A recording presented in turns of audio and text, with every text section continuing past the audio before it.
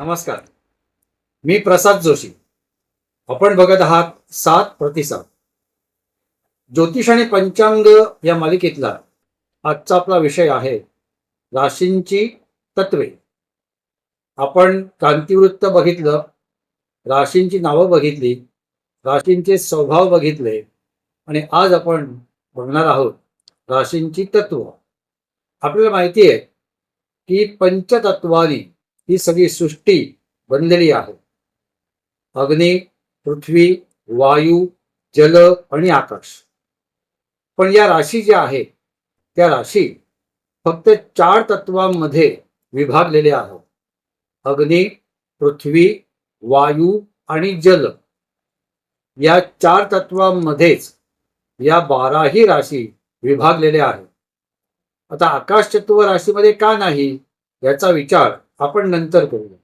सध्या एवढं लक्षात ठेवा की या 12ही राशी या 4 तत्वांमध्ये विभागलेल्या आहेत आणि त्यांचा क्रम जसं आपण स्वभावाच्या वेळी बघितलं, चर, स्थिर आणि द्विस्वभाव हा जो क्रम आहे तो तसाच पुढे चालू राहतो.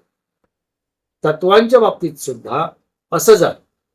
अग्नी, पृथ्वी, वायू आणि जल हा क्रम 1, 2, 3, 4 या राशींना चालू राहतो आणि पुढे 5, 6, 7, 8 या राशींना सुद्धा अग्नी, पृथ्वी, वायू, जल 9, 10, 11, 12 अग्नी, पृथ्वी, वायू आणि जल हाच क्रम सुरू राहतो.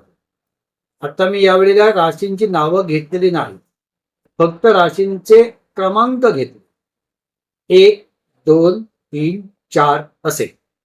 आता तुम्हाला पाठांतर करायचं आहे की 1 क्रमांकाची राशी कुठली. आता मी सांगतो. मेष, वृषभ, मिथुन, कर्क. 1, 2, 3, 4. मेष, वृषभ, मिथुन, कर्क.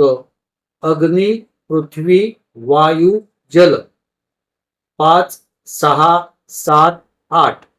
सिंह, कन्या, तूळ, वृश्चिक. अग्नी, पृथ्वी, वायू, जल. 9, 10, 11, 12. अग्नी, धनु, मकर, कुंभ आणि मीन. अग्नी, पृथ्वी, वायू आणि जल. आलं लक्षात? 12 राशी, 12 नाव आणि त्यांची विभागणी 4 तत्वांमध्ये कशी केली आहे ते तुमच्या लक्षात आलं असेल. म्हणजे 3 राशी एका तत्वामध्ये येतात.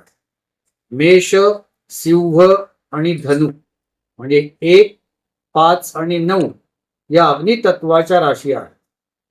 वृषभ, कन्या आणि मकर म्हणजे 2, 6 आणि 10 या क्रमांकाच्या राशी या पृथ्वी तत्वाच्या आहेत.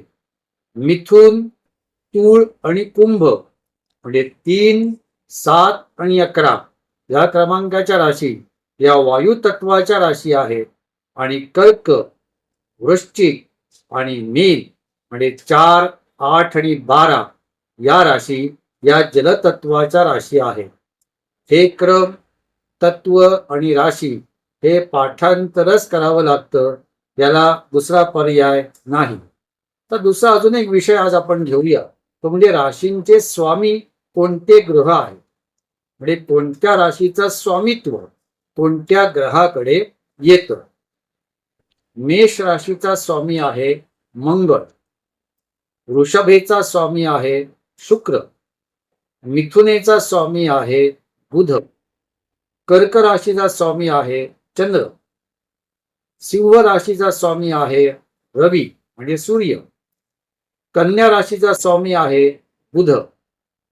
तूळ राशीचा स्वामी आहे शुक्र. वृश्चिक राशीचा स्वामी आहे मंगळ. धनु राशीचा स्वामी आहे गुरु.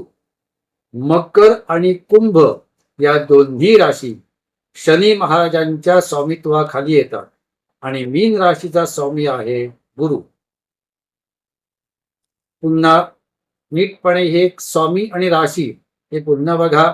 मेष मंगळ, वृषभ शुक्र, मिथुन बुध, कर्क चंद्र, सिंह रवी, कन्या बुध, तूळ शुक्र, वृश्चिक मंगळ, धनु गुरु, मकर आणि कुंभ शनी महाराज आणि 12 म्हणजे मीन ही गुरुच्या स्वामित्वाखाली येते.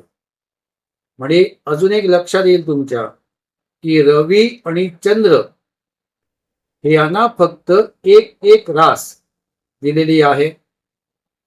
चंद्राची कर्क रास आणि रवीची सिंह रास यांना फक्त एका राशीचं स्वामित्व दिलेलं आहे. मंगळ ग्रहाकडे मेष आणि वृश्चिक या राशींचं स्वामित्व आहे.